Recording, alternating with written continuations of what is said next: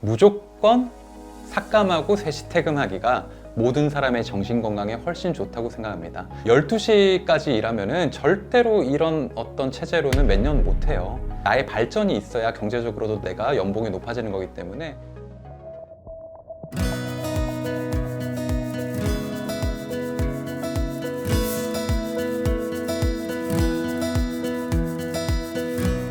안녕하십니까. 정신과 전문의 박종석이라고 합니다.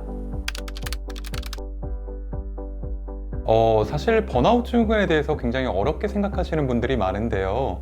실제로는 그 미국의 심리학자인 허버트 프로이덴버거라는 분이 처음 만들어낸 말이에요.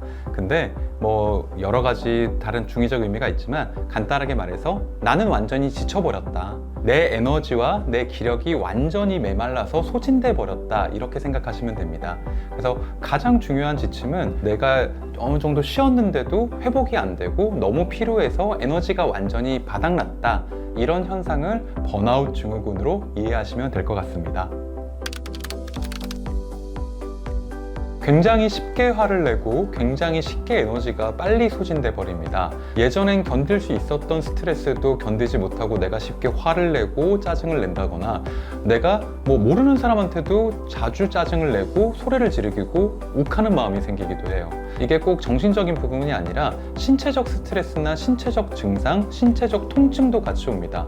만성 변비라든가 만성 두통, 어지러움, 가슴 흉통, 그리고 복통, 소화가 안 된다든지 식도 역류성 식도 증후군이라든지 이런 증상들이 생겨서 단순히 번아웃으로 인한 피로감이나 어떤 정신적으로 불안감 이런 것뿐만 아니라 신체적으로도 굉장히 괴로워지게 되는 거죠. 사실 만성 피로 증후군과 번아웃 증후군 그리고 슬럼프에 대해서 자주 헷갈리시곤 하는데요. 가장 중요한 점은 얼마나 빨리 회복이 되느냐 하는 겁니다. 번아웃 증후군은 며칠 쉬어도 원상태로 회복이 잘 안 돼요.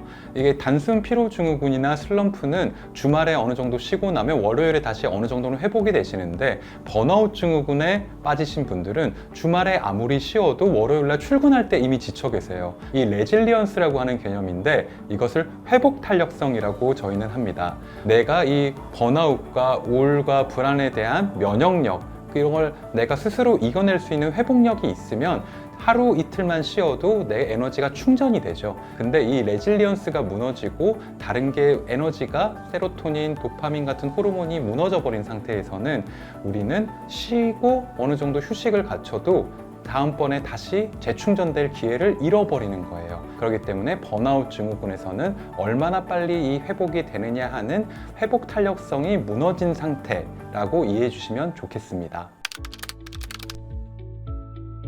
번아웃 증후군에 대해서 가장 제일 먼저 해야 되는 건요. 1번, 아무 생각하지 말고 쉬어라. 이게 제일 중요해요. 일단 스톱을 해야 돼요. 우리 몸과 마음이 너무 심하게 채찍질을 당하고 스트레스에 노출된 상태이기 때문에 내 기회비용이나 아무 생각을 하지 말고 우선은 쉬어야 됩니다. 아무 생각하지 말고 그냥 이완하고 몸을 쉬게 스트레스로부터 멀어지게 해주셔야 돼요. 직장 다니시는 분들은 휴가를 내셔야 되고요. 지금 일이 남았으니까 내가 지금 일을 프로젝트에서 빠질 수 없다 이런 어떤 걱정에서 도망치셔서 최소한 하루 이틀 반나절이라도 충분히 자기를 되돌아보고 쉬는 시간을 가지셔야 됩니다. 그리고 두 번째로는요, 그 쉬는 시간 동안 내가 얼마나 소모됐고 힘들었는지 자기 자신을 돌아보고 진단해라. 이게 두 번째입니다. 그리고 세 번째는 어느 정도 심호흡을 하고 자기 휴식을 가진 다음에는 운동을 하셔야 돼요. 세 번째가 운동하기입니다.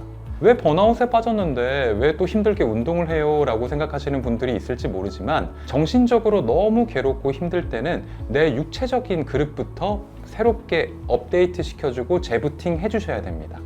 그러기 위해서는 아주 작은 운동부터 시작을 하셔야 되는데요. 사람들이 이때 착각하시는 분들이 많은데 번아웃에 빠졌을 때 운동은 절대로 무리하시면 안 됩니다. 갑자기 막 웨이트 트레이닝을 엄청나게 하거나 마라톤을 막 뛰라거나 이런 게 아니에요. 빨리 걷기, 천천히 걷기, 집에서 줄넘기 하기, 스트레칭, 이완 이런 거 다 좋아요. 5분이라도 좋고 10분이라도 좋으니까 피로 증후군 그리고 번아웃 증후군 그리고 스트레스 호르몬으로 점철된 내 뇌를 편안하게 이제 어느 정도 쉬었으면 한 호흡 벌었으면 이제 움직여져서 다시 일깨워주라는 거죠.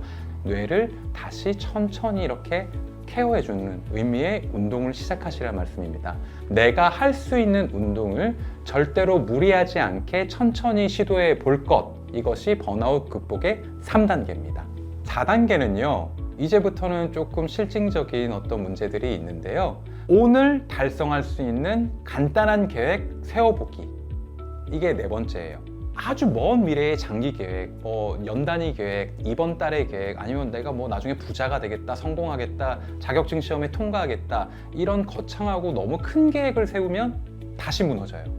그러면 2차 번아웃에 빠집니다. 내가 오늘 당장 해낼 수 있는 일, 오늘 당장 내가 극복할 수 있는 미션을 자기한테 주세요. 그거를 반복적으로 성취해 가면서 스스로에 대한 만족감과 스스로에 대한 자존감을 일으켜 세우는 게 번아웃 치료의 4번째입니다. 오늘 이룰 수 있는 목표 설정하기. 이게 4단계입니다. 5번째는요, 포모 증후군에 빠지지 말고 자존감을 회복하자입니다. 이것을 위해서는요, 앞에서 거친 1, 4단계를 돌아보는 게 중요해요. 그리고 내가 너무 불안감에 빠지지 않고 우울감에 빠지지 않도록 스스로를 계속 모니터링 해줘야 됩니다. 우리가 번아웃에 빠졌을 때는요, 모든 에너지가 무너지고 자기를 돌아보고 냉정한 자기 객관화가 안 된 상태예요. 자기를 항상 부정적으로 보다 보니까 다른 사람 잘 나가는 거, 다른 사람 멋있는 거 계속 보면서 비교를 해요. 그러면 번아웃에서 어느 정도 회복이 되려고 했다가도 다시 번아웃에 빠지고, 더 심하게 돼서는 우울증, 불안장애, 강박증까지 생길 수 있습니다.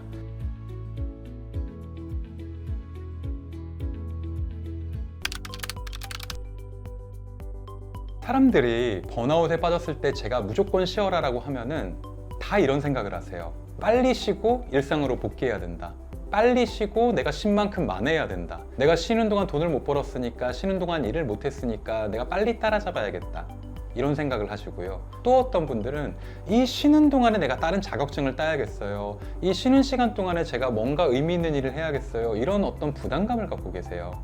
좋은 휴식이란 완전한 휴식입니다. 어떤 미션도 없고 어떤 부담도 책임감도 없는 완전한 이완이 필요해요. 우리 뇌는 너무도 혹사당해 왔어요. 너무도 많은 불안과 너무도 많은 책임, 조급함으로부터 우리 뇌는 너무나 힘들어졌어요. 그렇기 때문에 조음심이라는 것은 내가 오늘 뭘 할지, 내일 뭘 할지, 뭘 해야 될지에서 완전히 벗어난 완벽한 이완과 휴식이라고 전 생각을 합니다. 번아웃 증후군 셀프 체크리스트가 사실 인터넷 찾아보면 굉장히 많은데요. 그 중에 일부는 제가 만든 겁니다. 보통 10가지로 되어 있는데요. 중요한 몇 가지만 말씀드리면 쉽게 짜증이 난다. 그리고 주말에 쉬었는데도 회복이 빨리 되지 않는다. 이런 것들이 섞여 있어요. 내가 예전에는 참을 수 있던 것들이 참을 수 없게 되고 쉽게 화가 나고, 그리고 앞에서도 말씀드렸지만 신체적 어떤 불편감, 소화불량, 두통, 불면증, 짜증, 아니면은 어떤 복부 풍만감이라든가 가슴 흉통 같은 게 생길 수도 있어요. 그래서 이런 어떤 항목들이 번아웃 체크리스트라고 검색을 해보시면 10가지가 있는데, 이 10가지 중에 4가지 이상에 해당되면 번아웃 의심군입니다. 그래서 3가지까지는 정상이에요. 10가지 체크리스트 중에 3개에 해당되는 분들까지는 정상인데 4개를 넘는다. 그럼 난 번아웃 아닌가? 이렇게 한번 고민을 해보셔야 되고요. 10가지 체크리스트 중에 6가지를 넘는다. 그러면 가까운 의사랑 상담을 해보시는 게 좋은 수준입니다.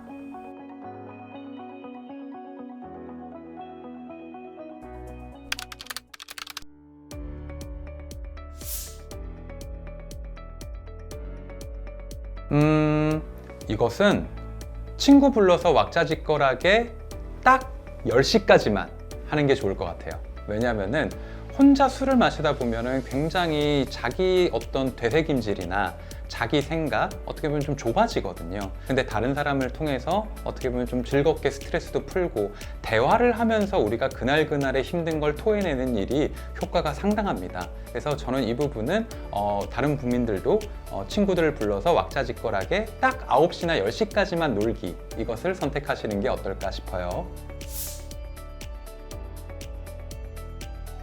사실 이게 경제적인 문제가 있어서 굉장히 어떻게 보면 딜레마겠지만, 저는 정신과 의사의 시각으로는 무조건 삭감하고 3시 퇴근하기가 모든 사람의 정신 건강에 훨씬 좋다고 생각합니다. 12시까지 일하면은 절대로 이런 어떤 체제로는 몇 년 못해요. 그래서 장기적으로 봤을 때는 결국 나의 발전이 있어야 경제적으로도 내가 연봉이 높아지는 거기 때문에 무조건 삭감하고 3시 퇴근하고 그 이후엔 자기 발전하기. 저는 이쪽으로 선택하겠습니다.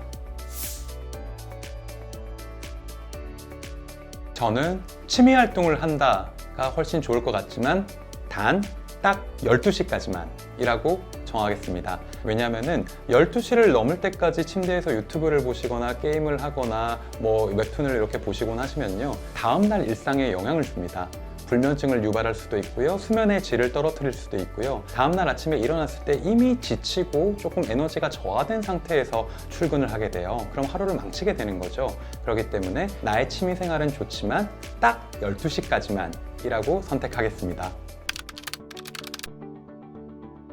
지금 코로나도 그렇고 여러 가지 경제 위기로 굉장히 힘든 시기잖아요. 여러분들 뿐만 아니라 여러분들 주위의 친구, 가족들이 모두가 누구나 우울해질 수 있고 누구나 불안해질 수 있는 그런 시기라고 생각합니다.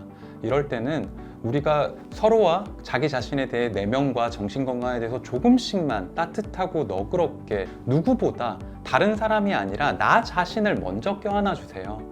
나 자신에게 먼저 친절하고 먼저 너그럽게 해야 다른 사람에게도, 그리고 사회로서도 그게 퍼져나가는 거거든요. 그러니까 누구보다 나를 가장 아껴줄 수 있는 친구는 바로 나 자신이다. 이거를 잊지 말아 주셨으면 합니다.